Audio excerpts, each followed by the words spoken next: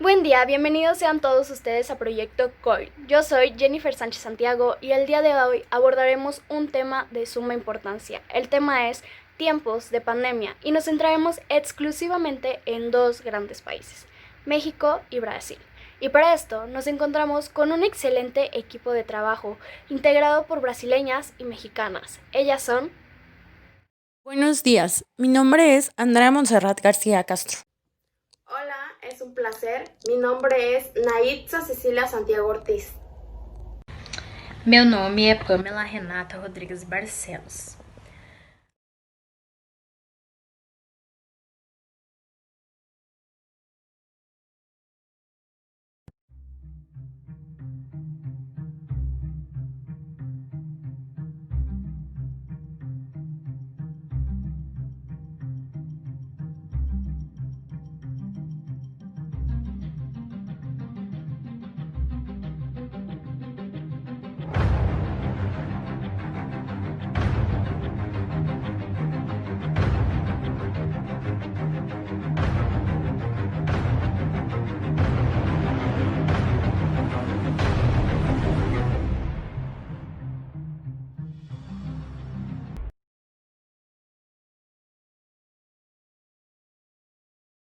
En México, hablando en el ámbito académico, el día 15 de marzo la SEP hace un comunicado oficial explicando que se iban a adelantar 20 días las vacaciones de Semana Santa.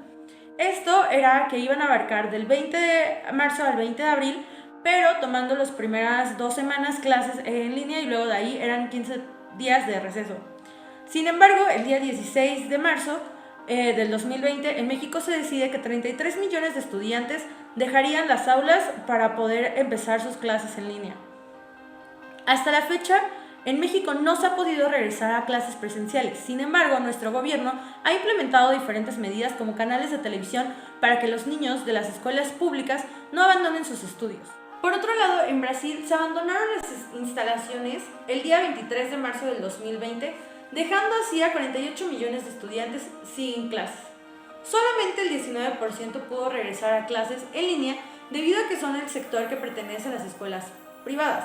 Las escuelas públicas, debido a la escasez que hay, los estudiantes no tienen acceso a internet, a una computadora o a un dispositivo móvil. Es por eso que se hizo la iniciativa de poder regresar a clases presenciales. Sin embargo, la AFP afirmó que en Brasil son muy malas las condiciones sanitarias en las que se encuentran muchas de las instalaciones, y esto solamente provocaría una propagación mayor del COVID-19.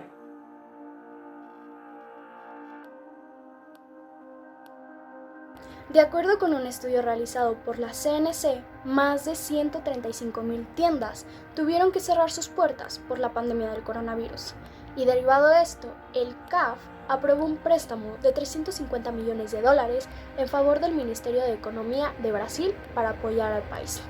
De esta manera, el Banco Central de Brasil anunció que el índice de actividad económica presentó una contracción del 15%, y en consecuencia la tasa de desempleo podría elevarse del 12.2% al 18.7%, según estadísticas de la Fundación Getúlio Vargas.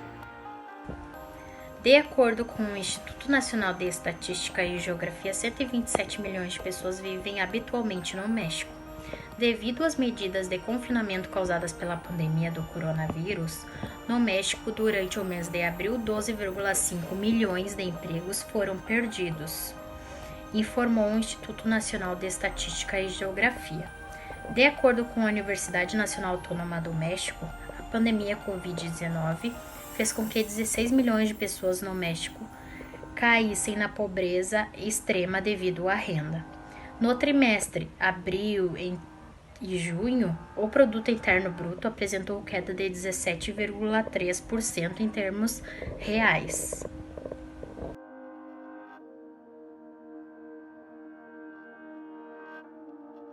En el rubro social en Brasil, tras un discurso de corte fascista y lleno de brutal ignorancia, se menospreció la letalidad del virus desde el principio del mes de marzo, convirtiéndose en un obstáculo para la implementación de medidas de prevención como lo son el aislamiento y el distanciamiento social.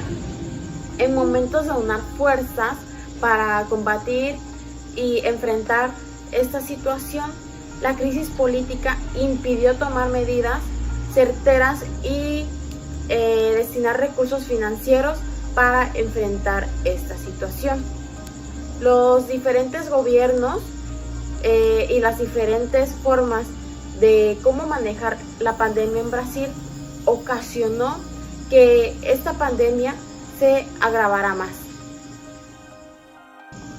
En el rubro social en México, de acuerdo a un informe de la UNDP, nos dice que en el contexto que actualmente se vive, la falta de ingresos limita la respuesta de las autoridades, trayendo consigo un retraso económico.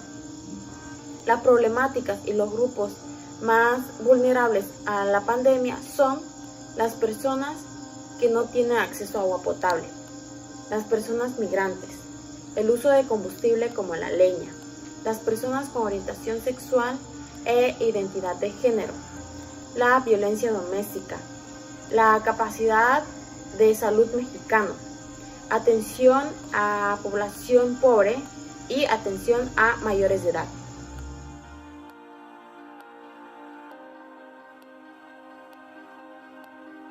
En Brasil, la salud mental está por los suelos. Desde antes de la pandemia, la población brasileña indígena es muy depresiva, lo cual hace que tengan unas tasas de suicidios muy altos, debido a la falta de recursos económicos y principalmente porque tienen en descuido el sector mental o de la salud mental de su población. La pandemia ha traído diferentes consecuencias y entre ellas que haya incrementado un 40% más la tasa de suicidios de la alta que ya tenían.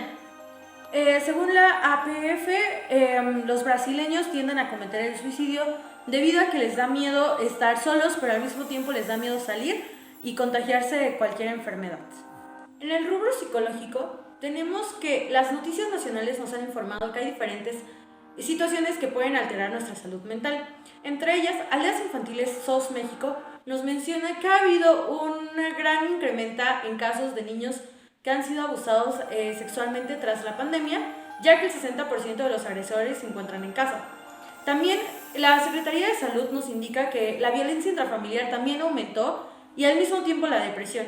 La depresión puede traer también incluso casos de suicidio, la cual la tasa también aumentó un 20% más de lo que se estimaba del 2019 al 2020.